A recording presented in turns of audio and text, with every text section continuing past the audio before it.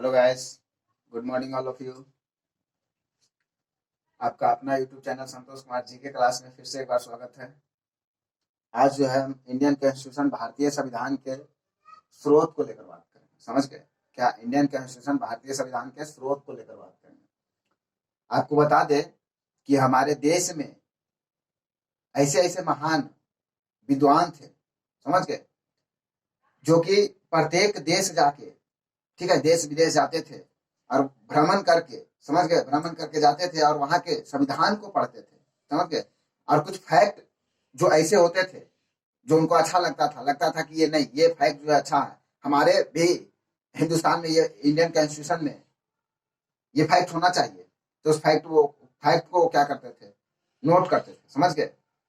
और इसी तरह से जो हमारे विद्वान लोग थे, करीब करीब बहुत सारे देश कंट्री घूमे, जैसे ठीक है, जर्मनी हो गया, पूर्व सोवियत संघ, यूएसए जिसको हम बोलते हैं, अमेरिका हो गया, संयुक्त राज्य अमेरिका जिसको बोलते हैं, ब्रिटिश संविधान, ब्रिटिश के संविधान से कुछ लिया गया, जैसे कनाडा से, ऑस्ट्रेलिया से, आयरलैंड से, जापान से, समझ गए, दक्षिण अमेरिका से, ऐसे चीन से, ऐसे ऐसे करके लिया गया, समझ गए। प्रत्येक देश से कुछ न कुछ, प्रत्येक देश के संविधान से कुछ ना कुछ सिलेक्ट किया गया, समझ गए। और वो किया गया और लेकर आए, और फिर इंडियन कॉन्स्टिट्यूशन भारतीय संविधान में इसको ये डाला गया, समझ गए। और आपको बता दे, किसी सबसे पहला फैक्ट या क्वेश्चन क्या बनता है कि पूरे विश्व में या पूरे वर्ल्ड में कहिए आप, इंडियन कॉन्स्टिट्यूशन भारतीय संविधान जो है बड़ा माना जाता है, बिग माना जाता है, समझ गए। और इंडियन कॉन्स्टिट्यूशन भारतीय संविधान को बनाने में बहुत ही योगदान और भूमिका निभाए डॉक्टर भीमराव अम्बेडकर, जो कि उन्हें भारतीय संविधान का जनक या पिता भी माना जाता है, समझ गए। तो आइए देखते हैं कि किन देश से क्या स्रोत लिया गया। ठीक है, तो आज हम स्रोत को लेकर ही बात करेंगे। जैसे भारत शासन, पहला देखिए, फर्स्ट पॉइंट को हम देख रहे हैं, भारत शासन अधिनियम 1935। भारत शासन अधिनियम 1935 को लेकर हम बात करेंगे। और आपको बता दें कि संविधान के स्रोत में अधिकतर पॉइंट, ज्यादातर पॉइंट 1935 के भारत शासन अधिनियम से ही लिया गया है। लेकिन यहाँ हम 2 ही 3 पॉइंट इसलिए लिखे हैं क्योंकि ये VVI इंपॉर्टेंट पॉइंट है, समझ गए। एग्जाम के दृष्टि से, एग्जाम में करीब करीब ये हमेशा आते रहता है, पूछे जाते हैं, तो ऐसे ऐसे पॉइंट्स को हम लेकर चल रहे हैं, समझ गए। नहीं तो ऐसे भारत शासन अधिनियम का पॉइंट लिखते तो बहुत सारा उसमें पॉइंट था, समझ गए, मतलब अधिकतर पॉइंट उसी से लिया गया। तो आइए देखते हैं।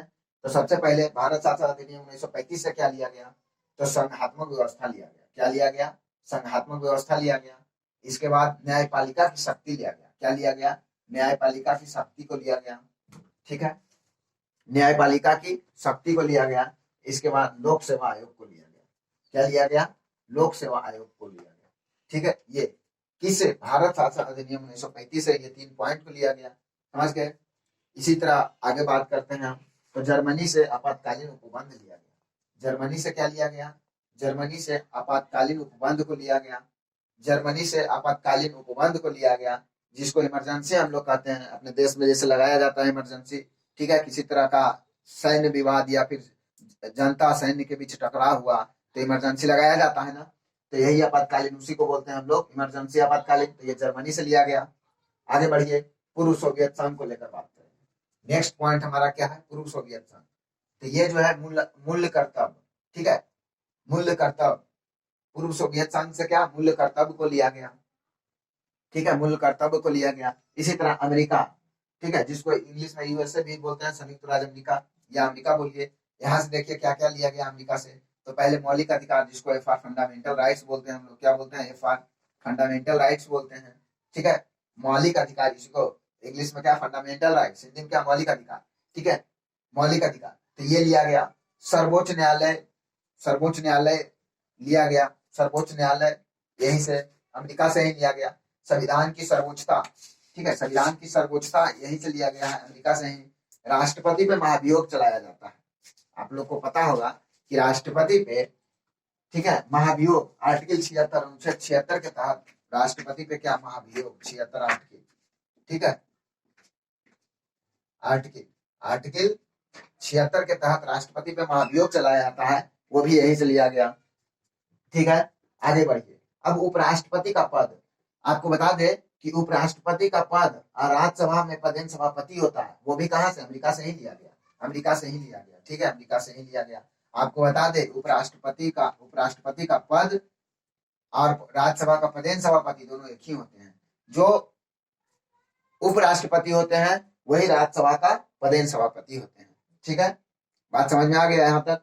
आगे बढ़ते हैं हम लोग नेक्स्ट पॉइंट की ओर बढ़ते हैं 5। अब देखिए ब्रिटिश संविधान से क्या लिया गया, ब्रिटिश के संविधान से क्या लिया गया, तो ब्रिटिश के संविधान से संसदीय प्रणाली को लिया गया। क्या, संसदीय प्रणाली को लिया गया। एकल नागरिकता को लिया गया। क्या लिया गया, एकल नागरिकता को लिया गया। एकल नागरिकता, एकल नागरिकता मतलब समझते हैं देश में ऐसा व्यक्ति जिसको मात्र एक ही तरह का नागरिकता प्राप्त हो, ठीक है, इंग्लिश में बोलते हैं सिटीजनशिप। इसके पहले हमारे जो, ठीक है, एकल नागरिकता, जैसे इसके पहले जम्मू कश्मीर एक था जो आर्टिकल 370 आर्टिकल, ठीक है। तो यहाँ क्या था, यहाँ का जम्मू कश्मीर जेके का इसका खुद अपना एक संविधान था, ठीक है। तो यहाँ के जो लोग निवास करते थे जम्मू कश्मीर में, एक नागरिकता तो उसको यहाँ का मिल जाता था और एक नागरिकता पूरा भारत में जो है अपना हिंदुस्तान का कॉन्स्टिट्यूशन उसे मिलता था, ठीक है। तो जेके जम्मू कश्मीर के लोग को कहीं किसी तरह अपवाद कहिए या किसी तरह डुअल सिटीजनशिप, दोहरी नागरिकता प्राप्त हो जाता था, समझ गए। लेकिन अब ये आर्टिकल 370 को समाप्त कर दिया गया, तब वहां अब पूरे देश में, पूरा हिंदुस्तान में एकल नागरिकता, ठीक है, कि यानी वन सिटीजनशिप की व्यवस्था किया गया, ठीक है। तो ये अपवाद था जम्मू कश्मीर 370, इसको हटा दिया गया, आर्टिकल 370 समाप्त किया गया। और विधि का शासन, ये भी ब्रिटिश संविधान से ही लिया गया। विधि निर्माण की प्रक्रिया, नेक्स्ट क्या है, विधि निर्माण की प्रक्रिया, ये भी ब्रिटिश संविधान से ही लिया गया। संसदीय विशेषाधिकार, ब्रिटिश के संविधान से ही लिया गया। क्या, संसदीय विशेषाधिकार। द्विसदनीय व्यवस्था, अब देखिए बात का क्या कर रहे हैं, द्विसदनीय व्यवस्था का, ये भी ब्रिटिश संविधान से लिया गया। द्विसदनीय व्यवस्था आपको बताए हैं जब हम संसद पढ़ रहे थे, तो उसमें लोकसभा राष्ट्रपति और लोकसभा और राज्यसभा दोनों को मिलने से और राष्ट्रपति तीनों को मिलने से संसद बनता है। तीन अभिन्न अंग मिलने से संसद बनता है।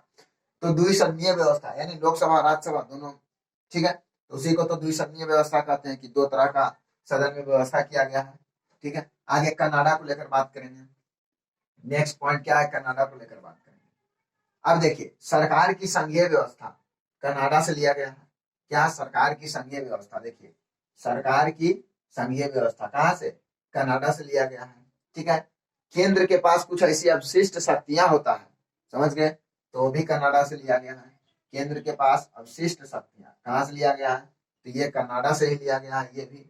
अब संघ राज्य के बीच शक्ति का विवरण बंटवारा किया जाता है, ठीक है। ऐसा थोड़ी कि जितना शक्ति केंद्र में है उतना ही शक्ति राज्य को भी होगा, है, समझ गए। तो वही कहता है संघ और राज्य के बीच क्या, शक्तियों का विवरण, शक्तियों का बंटवारा, ठीक है। तो ये भी कनाडा से ही लिया गया। इसके बाद नेक्स्ट पॉइंट की ओर आगे बढ़ते हुए, तो अब क्या कहता है ऑस्ट्रेलिया। क्या, ऑस्ट्रेलिया देखिए क्या लिए हैं, समवर्ती सूची। समवर्ती सूची कहाँ से लिए हैं, ऑस्ट्रेलिया से ही लिए हैं। समवर्ती सूची जो शायद लगता है अनुसूची 4 में है, अनुसूची 4 में शायद लगता है समवर्ती सूची, हाँ है, ठीक है। तो वो समवर्ती सूची भी कहाँ, ऑस्ट्रेलिया से लिए हैं, ठीक है। प्रस्तावना की भाषा भी कहाँ, ऑस्ट्रेलिया से लिए हैं। प्रस्तावना जो अपना इंडियन के भारतीय संविधान में प्रस्तावना है, जो स्टार्ट कहाँ से होता है, हम भारत के लोग भारत को एक संपूर्ण समाजवादी धर्मनिरपेक्ष लोकतंत्र बनाने के लिए, ऐसे करके स्टार्ट होता है प्रस्तावना, ठीक है।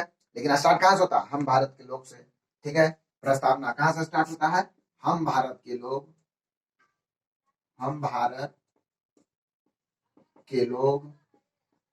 यहाँ से शुरू होता है, स्टार्ट होता है, भारत के लोग से प्रस्तावना की भाषा या प्रस्तावना, ठीक है। तो ये भी कहाँ से, ऑस्ट्रेलिया से लिया गया है, ठीक है। आगे बढ़िए, केंद्र राज्य संबंध, केंद्र और राज्य के बीच जो संबंध होता है, वो भी संबंध है या होता है, वो भी ऑस्ट्रेलिया से ही लिया गया है, ठीक है। आगे बढ़ते हैं। अब आयरलैंड, क्या, आयरलैंड को लेकर बात करेंगे कि आयरलैंड से क्या लिया गया है, ठीक है। तो राज्य के नीति निर्देशक तत्व, जिसको हम डीपीएसपी बोलते हैं, क्या शॉर्ट में क्या डीपीएसपी बोलते हैं इंग्लिश में, ठीक है। तो इसको क्या बोलते हैं, डीपीएसपी। देखिए डीपीएसपी ठीक है, डीपीएसपी यानी बोले तो राज्य के नीति निर्देशक तत्व, ठीक है। और एंग्लो इंडियन के व्यक्तियों का चयन किया जाता है, तो ये भी लिया गया है इंग्लैंड से ही, ठीक है। आपको बता दें कि एंग्लो इंडियन के व्यक्तियों का चयन राष्ट्रपति करते हैं, और ये कैसे व्यक्ति होते हैं, ये ऐसे व्यक्ति होते हैं जो समाज के क्षेत्र में, साहित्य के क्षेत्र में, कला के क्षेत्र में, विज्ञान के क्षेत्र में, ठीक है, मतलब विख्यात ख्याति प्राप्त किए हुए हो, ऐसे व्यक्तियों को राष्ट्रपति एंग्लो इंडियन आर्टिकल 331 शायद, हाँ 331 के तहत, ठीक है, आर्टिकल 331 के तहत राष्ट्रपति निर्वाचन या मनोनयन करते हैं। और इसका भी प्रावधान क्या आयरलैंड से लिया गया है। एंग्लो इंडियन व्यक्तियों का चयन कहाँ से, आयरलैंड से इसका प्रावधान लिया गया है, ठीक है। इसके बारे में, एंग्लो इंडियन के बारे में हम विश्लेषण से बताए थे, मेरा पहले वाला वीडियो में देखिएगा जाके, जिसमें संसद पढ़ाए हैं, संसद बताए हैं, तो उसमें बहुत विश्लेषण के साथ बहुत ही अच्छा तरीके से हम इसको डिफाइन किए हैं, ठीक है। नेक्स्ट पॉइंट देखिए आगे बढ़ते हुए, नेक्स्ट पॉइंट की ओर, तो अब जापान, ठीक है। जापान से हमने क्या लिया वो देखना है। तो जापान से हमने विधि, ठीक है, जापान से क्या हमने लिया, विधि द्वारा स्थापित प्रक्रिया। जापान से क्या लिया, विधि द्वारा स्थापित प्रक्रिया को हमने कहां से लिया, जापान से। विधि द्वारा स्थापित प्रक्रिया हमने कहां से लिया, जापान से लिया, ठीक है। तो इसी तरह कुछ न कुछ नोट या फैक्ट्स को हमने प्रत्येक कंट्रीज के संविधान से कुछ ना कुछ लिया, ठीक है। इसी तरह हम इसीलिए हमारा संविधान जो है पूरे विश्व में सबसे बड़ा संविधान है, पूरे विश्व में सबसे बड़ा संविधान माना जाता है। ये क्वेश्चन पूछा हुआ है और ये समझ गए। अब आगे देखिए दक्षिण अफ्रीका, दक्षिण अफ्रीका से भी हमने कुछ लिया है, दक्षिण अफ्रीका के भी संविधान से हमने कुछ लिया है। तो दक्षिण अफ्रीका के संविधान से संविधान संशोधन की प्रक्रिया लिया है। क्या लिया है, संविधान संशोधन की प्रक्रिया, जिसको हम लोग इंडियन कॉन्स्टिट्यूशन में अमेंडमेंट बोलते हैं, कि कोई भी बिल पास किया जाता है तो संशोधन करके या परिवर्तन किया जाता है, उसको एक्सचेंज किया जाता है, बदलाव किया जाता है, ठीक है। तो वो सब दक्षिण अफ्रीका से लिया गया। और ये संविधान संशोधन आर्टिकल 368 में, कितना में, अनुच्छेद 368, अनुच्छेद 368, आर्टिकल जानते हैं, एकदम मुंह पे रखिए, आर्टिकल बहुत मायने रखता है, समझ गए, 250 आर्टिकल एकदम हाथ रखिए एकदम ऐसे, देखिए। तो संविधान संशोधन, देखिए संविधान संशोधन, तो आर्टिकल पूछे तो कब, 368, आर्टिकल कितना में, 368 में, समझ गए। ये दक्षिण अफ्रीका से क्या संविधान संशोधन की प्रक्रिया लिया गया, जो अनुच्छेद 368 में है, समझ गए। अब देखिए इसी तरह जो इंडियन कॉन्स्टिट्यूशन, भारतीय संविधान का स्रोत, संविधान का स्रोत या भारतीय संविधान का स्रोत जो है हमारा समाप्त हुआ, समझ गए। और ठीक है, और अगर कोई हमारे चैनल पे न्यू व्यूवर्स आए हैं तो आप हमारे चैनल को लाइक कीजिए, शेयर कीजिए, सब्सक्राइब कीजिए, ठीक है। धन्यवाद, जय हिंद, जय भारत।